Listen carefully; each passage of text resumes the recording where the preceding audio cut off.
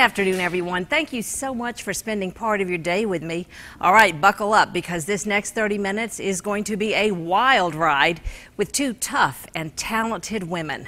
Troy Ball, the first woman licensed to distill hard liquor in North America, has an amazing story of grit and grace. But I'll let her tell you about that a little bit later. First, though, I want to share one woman's courageous and ambitious story from Nicaragua. 2 weeks ago, I was in the beautiful mountains in the outskirts of Matagalpa, a lush setting with lots of tropical plants, fruit trees, coffee trees. I was serving on a medical and vision mission trip with my church, Aldersgate Methodist, and I want to share a little bit with you about that. Señora. Tanya and Nelson Amador run the Corner of Love mission in San Ramon. With medical backgrounds, their primary concern is treating the sick and making sure children have the clean water, vaccinations, and nutrition they need to thrive. One of their newest projects is the Corner of Love Milk Program, which aims to serve up to 2,000 children each week in villages around San Ramon. Now think about that. We take milk for granted. It's abundant and we can grab it at the grocery store anytime.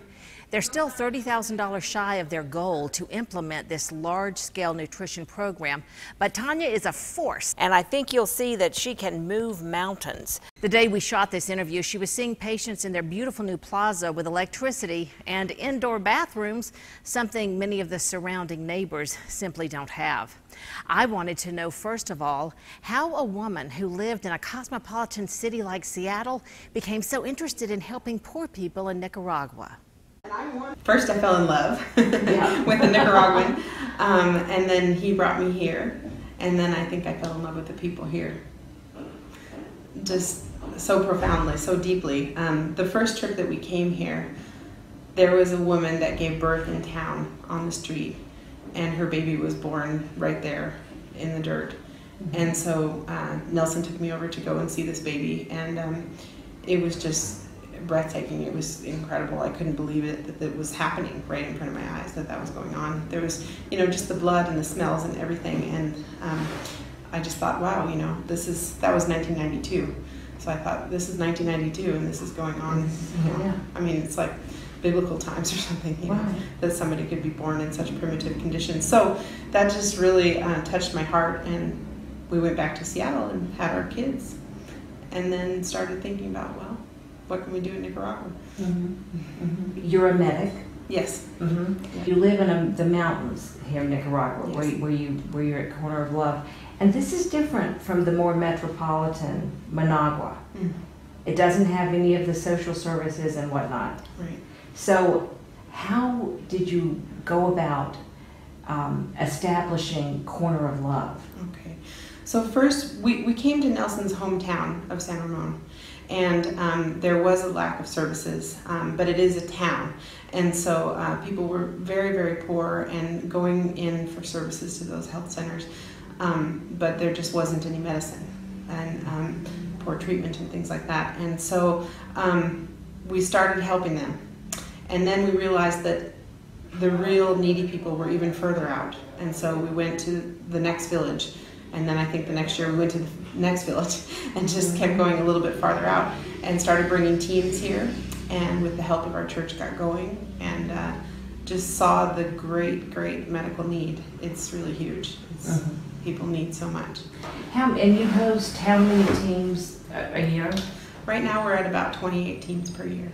You've thought the whole mission trip through before a team comes. I mean, you've got all the contacts, and so a team wants to come, and you get them plugged in. Yes, and even though we have that many per year, but we always need more teams. We always are looking for more people to come and serve. And yes, the work usually starts about 4 to 6 months in advance. And so we send our staff out to the village. We select the villages. We work with churches, so we talk with the pastors that are going to help us distribute the tickets. And our folks go out and try to help find the sickest people, the people that need the tickets the most. And we check out the location and all that. And by the time the group comes in, we've gone through all of the processes of exonerating their cargo luggage so that we can bring those things in tax-free into Nicaragua, and licensing the doctors and dentists and nurses and things like that, so that we're ready to go. As soon as they hit the ground, that's what we like to do. We're ready to go. Yeah. You have your own children, Yes. and how did you balance your time when you were raising your family and also you're doing mission work? Well, when they were little, it was a little bit easier because we would bring them here to Nicaragua, and so they'd go to school here, whether in Matagalpa or also here in San Ramon. We got homeschool teachers and all that. But then as they got older, and then they, it's harder to miss, and they're in high school and so forth. It was tough. It was very tough because we had to be here, and they were all the way so far away in Washington State. So balance has been tough over the years. And isn't that just true about mothers? Absolutely. Working mothers, whatever it seems we're doing. Yeah, absolutely. We're all striving for that balance. Because there's just so many things you got to do. I mean, you're trying to get them ready for school and get them prepared and have all the things they need, We've also had a lot of help. Because since we're missionaries, friends have helped out, family has helped out with our kids, and sometimes it's hard to ask because we're so far away and all that, but thank goodness people have helped us, because we have 4, so 2 boys, 2 girls. How many people have you helped in Nicaragua? Do you have any idea of the numbers? Well, we usually treat about 30,000 a year, so it's been quite a few years. I think for about 9 to 10 years now, we've averaged right around 30,000 per year. Some years maybe 32, maybe 28. So it's a lot of fun. And I want to make sure that I'm clear about this. The services that you're able to provide depend upon the volunteer teams that come? Absolutely. Because with them, they bring 2 suitcases, 2 50-pound pieces of cargo, and we usually ship them medications, or they'll collect in their community things that we need. And of course, they bring their healthcare experience too. So right. Dentists and it's easier for them to do the work here in Nicaragua on that temporary basis than if the Nicaraguan doctors were trying to. Right. So the way we're set up, we license foreign teams, and so we've been doing that for many, many years. And we hope to someday employ some Nicaraguan doctors. We probably will. But that will be in the future for us, and then that would change how we do all of our regulation paperwork and all that jazz. How long have you had the plaza here? The plaza has just recently opened, and we're very excited about it. It took us about 6 years to build, and it's been about 1 year that we've been in these finished walls. So we used to work in here even when we just had a roof and a dirt floor, just because we needed the space so bad somewhere. Yeah, but we're so happy now that it's done. And yesterday we worked on dirt floors. Yes, you did. Thank you very much. You really mean that when you say dirt floors, that you really mean dirt floors. Yes. Yeah, they're very, very primitive conditions. I mean, like you saw, very primitive. Yeah. What do you want team members to remember when they leave here? What do you want Corner of Love to mean to these folks? I want people to remember how easy it was to give love and what it felt like to get it back.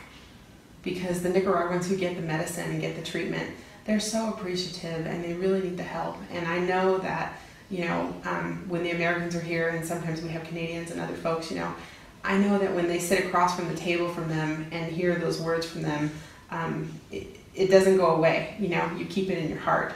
And so I also hope that goes home and grows their desire to help people in need, and I think that God gives us a heart for different places, and some people have a heart for, other countries, but we want to grow people's heart for Nicaragua. We do. If you are part of a missions team and you're interested in Nicaragua, Corner of Love would love to hear from you. Medical teams are always welcome, and there's a tremendous need for dental teams.